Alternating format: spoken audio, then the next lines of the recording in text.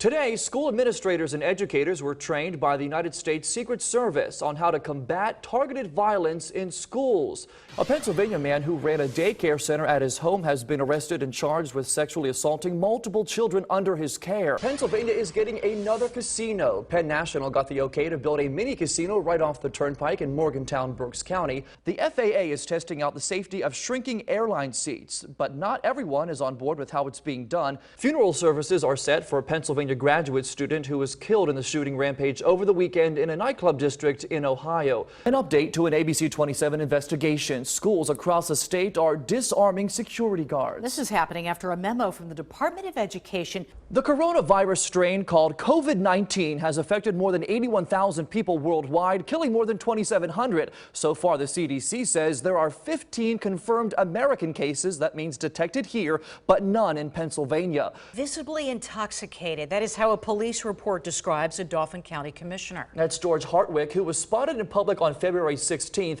Our Dennis Owens breaks down how the night unfolded and the questions that still need to be answered. Pennsylvania Attorney General Josh Shapiro says the investigations into clergy abuse continues after almost 2,000 calls to the abuse hotline. Convicted child molester Jerry Sandusky is back to court for resentencing on his 45-count conviction. Well, we're often told to avoid standing near a tree during thunderstorms, but it turns out you should probably also avoid your toilet. Take a look at this. A Florida couple was violently woken up during a storm.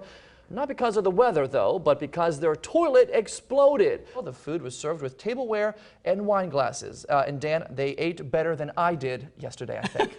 That was quite the display there, I have to admit, from the proposal to that. Right. Beautiful, though, yeah, all the way absolutely. around. The Tanger Outlets in Hershey opened just about an hour ago, and that's where we find our Sarah Gisriel. She's there. Sarah, what are you buying for me tonight? If it's humid, as it so often is around here, using a fan can actually be more effective. I don't approve that study, just in case anyone cares. Need the fans. Right, you do.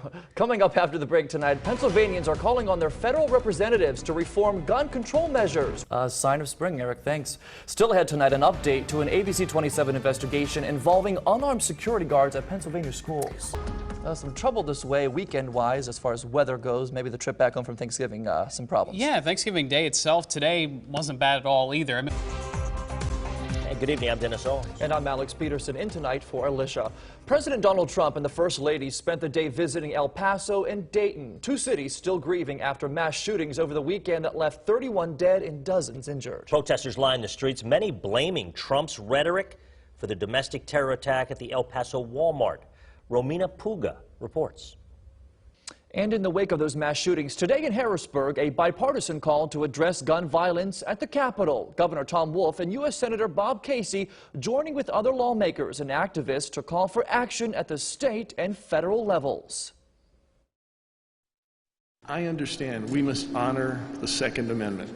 And Governor Tom Wolf also addressed a request from several lawmakers for a special session. Wolf saying he will happily call legislators back early to Harrisburg if Republican and Democratic leaders can in good faith agree that some action will be taken. He says he needs to have further discussions before that will happen.